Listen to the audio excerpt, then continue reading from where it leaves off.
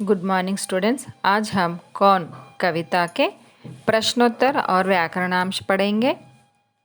पहले यहाँ पर हम पढ़ेंगे कवि परिचय। इस पाठ के कवि है बालस्वरूप राही। इनका जन्म हुआ 1936 में और इनके रचनाएं हैं सूरज का रथ आदि। पुरस्कार कई बाल साहित्य पुरस्कार इन्हें प्राप्त हुए हैं।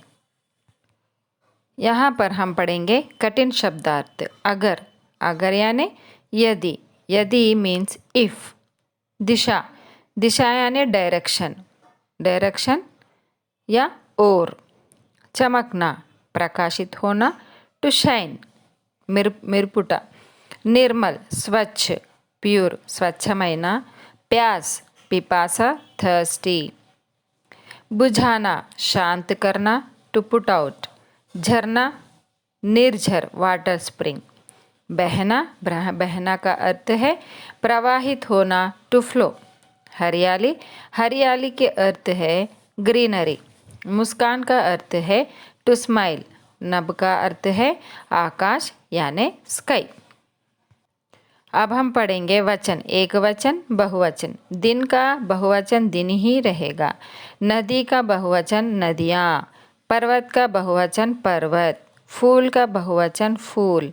रात का बहुवचन रातें। तारा का बहुवचन तारे। पेड़ का बहुवचन पेड़। प्रश्न का बहुवचन प्रश्न। अब हम पढ़ेंगे पर्यायवाची शब्द।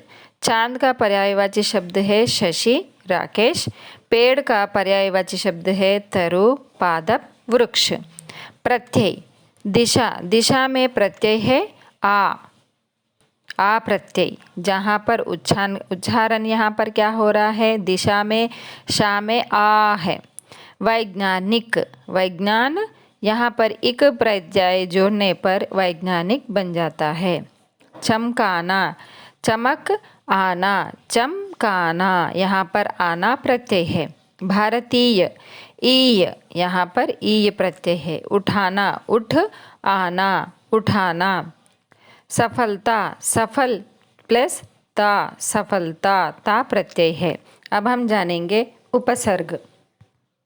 यहाँ पर उपसर्ग, फल को यहाँ पर उपसर्ग क्या दिया गया है, सा देने जब क्या बनता है यहाँ पे सफल, फल सफल। बदबू, बदबू, बद यानी दुर्गंध, बदबू। अवगुण, अवगुण। खूबसूरत, खूबसूरत। लापरवाह, लापरवाह। इस तरह। संधि विच्छेद, निर्मल, निह जमा मल, विसर्ग संधि। निस्संदेह, निह जमा संदेह, विसर्ग संधि। निष्कपट, निह जमा कपट, विसर्ग संधि। निर्बल, निह जमा बल, विसर्ग संधि। अब हम पढ़ेंगे वाक्यों में प्रयोग कीजिएगा। निर्मल शब्द को वाक्यों में प्रयोग कैसे किस तरह करे जाते हैं। नदी का पानी निर्मल है, निर्मल यानी स्वच्छ है। हरियाली, गांव की हरियाली देखने लायक है, हरियाली यानी ग्रीनरी। बादल, आसमान में बादल छा गए हैं, क्लाउड्स। अगर, अगर तुम खूब पढ़ोगे तो तुम्हें प्रथम श्रेणी मिलेगी। मुस्काना, रंग बिरंगे फूल मुस्काते हैं। अब हम पढ़ेंगे मुहावरे वाले शब्द। चमकाना, उन्नत या समृद्ध करना। सूरज दिन को सोने से चमकाता है। इस शब्द को हमने क्या किया, वाक्यों में प्रयोग किया। प्यास बुझाना, पानी पीकर प्यास दूर करना। शांत होना या किसी उत्कट इच्छा की पूर्ति करना। वह पानी पीकर अपनी प्यास बुझाता है। चल पड़ना, रवाना होना। गंगाराम अपने परिवार के साथ हैदराबाद चल पड़ा। खिल उठना, खुशी। बगीचे में खिल उठे फूल देखकर उनका मन खिल उठता है। अब हम पढ़ेंगे प्रश्नोत्तर। सुनो बोलो। पाठ में दिए गए चित्रों के बारे में बातचीत करो। पाठ में कौन, कौन అనగా ఎవరు, में చిత్ర बहुत సుందర है, అందులో అన్ని చిత్రాలు చాలా సుందరంగా ఉన్నాయి। प्रश्नवाचक चिन्ह में सारे प्राकृतिक चित्र अंकित है। प्रश्नवाचक चिन्ह यानी प्रश्न, क्वेश्चन मार्क అనగా इसमें बादल, पेड़, पौधे, पर्वत, उगता सूरज, चमकते चांद, सितारे, ఇంద్రధనుష్, झरने, फूल आदि दिए गए हैं. ఇందులో ఏమేమి ఉన్నాయి?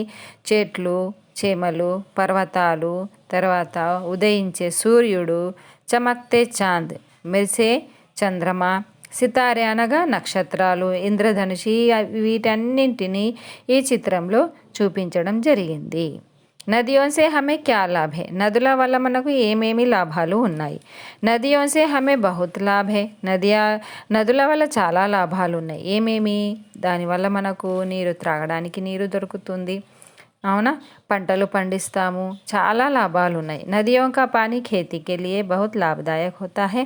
नदी के पानी को पीने के लिए, कपड़े धोने के लिए उपयोग करते हैं. పశు పక్షి के लिए भी नदियों के पानी बहुत उपयोगी है. పశువులకు, పక్షులకు కూడా నదుల యొక్క నీరు చాలా ఉపయోగకరము. వాటి వల్ల మనకు చాలా లాభాలు కలవు. कविता में आपको कौन सी पंक्तियाँ अच्छी लगी? पढ़कर सुनाइए. कविता में मुझे ये पंक्तियाँ अच्छी लगी. वह कौन से है? अगर न होती निर्मल नदियाँ, जग की प्यास बुझाता कौन? నదులు లేకపోతే ఈ సంసారంలో ఏ ప్యాస్ అనగా థర్స్టీ, ఇది ఎవరు తీరుస్తారు? అగర్ న హో తో బాదల్ నబ్ మే ఇంద్రధనుష్ రచ్ పాతా కోన్? ఇంద్రధనుష్, బాదల్ అనగా క్లౌడ్స్, మేఘాలు లేకపోతే ఇంద్రధనుష్ అనేది వచ్చేది కాదు. अगला प्रश्न, चांद, सूरज, नदी में कुछ विशेष गुण हैं. हम सब में भी गुण है, जैसे मेहनती, विनोदी, गंभीर आदि. इसी तरह अपने 5 गुण लिखिए.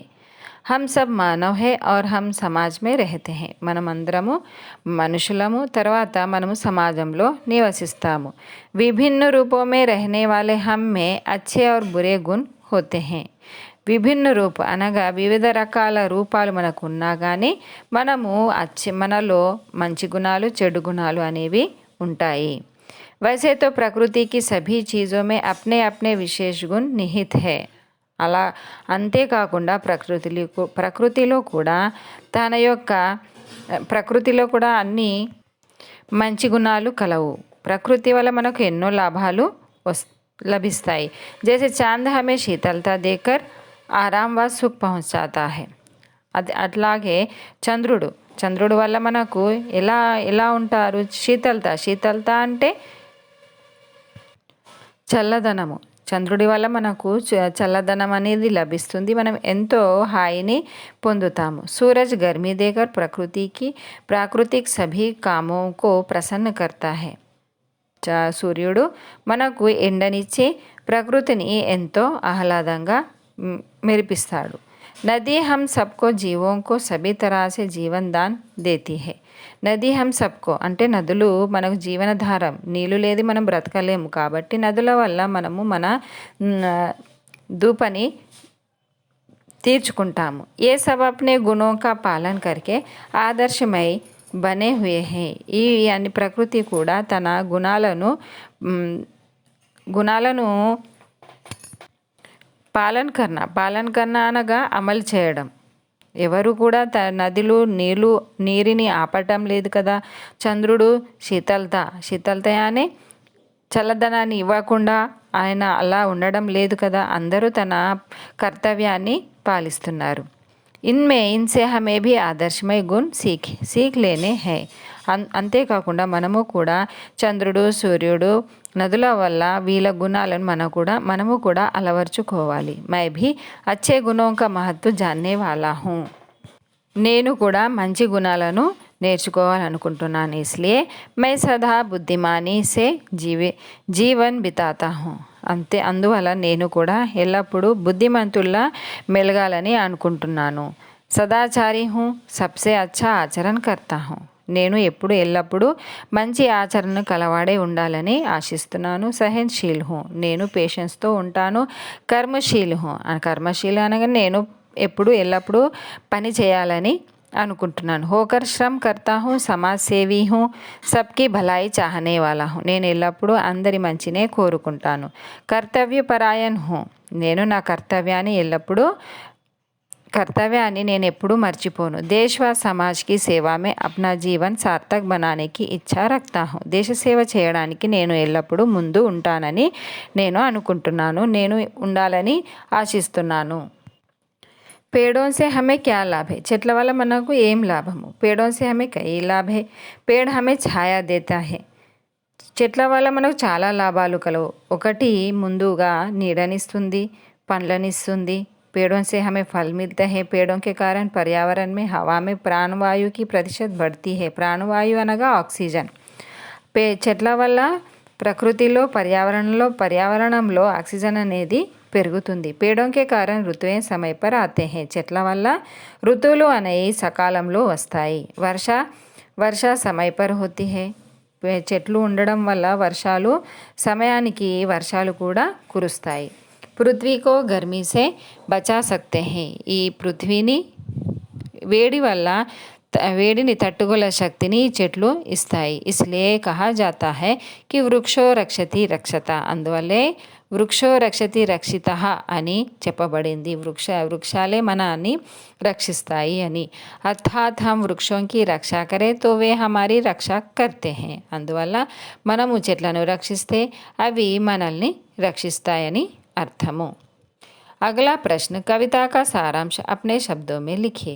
कवि श्री बालस्वरूप राही अपनी कविता में अगर प्रकृति में सूरज, चांद, पर्वत, पेड़, झरने आदि ना हो से क्या होता है, मानव जीवन इनके बिना कैसे होता है आदि के बारे में बताए हैं. ఈ కవితలో కవి ఇలా అన్నారు: ప్రకృతిలో సూర్యుడు, చంద్రుడు, పర్వతాలు, వృక్షాలు, నదులు ఇవన్నీ లేకపోతే మనము ఎలా ఉండేవారము దాని గురించి ఈ కవితలో ఆయన చెప్పారు. కవి कहते हैं कि अगर चांद ना होतो तो हमें रात में समय रास्ता कौन दिखाता. కవి ఏమన్నారు? చంద్రుడు ఒకవేళ లేకపోతే మనకు రాత్రిపూట దారిని ఎవరు చూపుతారు? अगर सूरज ना हो तो दिन में सुनहरे किरणों को कौन प्रसारित करता है. ఒకవేళ సూర్యుడు లేకపోతే సూర్యకిరణాలు సూర్యకిరణాలు మనకు ఎలా వచ్చేవి? अगर निर्मल अर्थात स्वच्छ जल के नदियाँ ना हो तो जग में सभी प्राणियों का प्यास कौन बुझाते. నదులలో నిర్మలమైన స్వచ్ఛమైన నీరు లేకపోతే మన ధూపను ఎవరు ఆర్పేది అని కవి అడుగుతున్నారు. अगर पर्वत ना हो तो झरने मीठे पानी लेकर कहाँ बहते. ఒకవేళ పర్వతాలు లేకపోతే వాటర్ ఫాల్స్ అనేవి ఎలా వచ్చేవి? అర్థాత్ మీఠే పానీకే ఝర్నే నహీ దిక్ పడితే, అంటే స్వచ్ఛమైన నీరు, తీయని నీరు అనేది మనకు దొరికేది కాదు. అగర్ పేड़ ना हो तो पर्यावरण में हरियाली नहीं होती. అర్థాత్ హరియాలి కో ఫైలానే వాలే పేड़ नहीं होते. ఒకవేళ పర్యావరణంలో గ్రీనరీ అనేది లేకపోతే పర్యావరణంలో ఆక్సిజన్ అనేది మనకు దొరికేది కాదు. అందువల్ల మనము చెట్లను ఎప్పుడు నాటుతూ ఉండాలి. అగర్ ఫూల్ నా హోతో ఖిల్ ఖిల్ కర్ ముస్కానే వాలే కౌన్ హోతే. ఒకవేళ పూల చెట్లు లేకపోతే ఈ పువ్వులు కిల్కర్ని అంటే కిల్కిల్ ముస్కానే అనగే హసన ఇట్లాంటి మనము సుందరమైన దృశ్యాలను చూడలేము.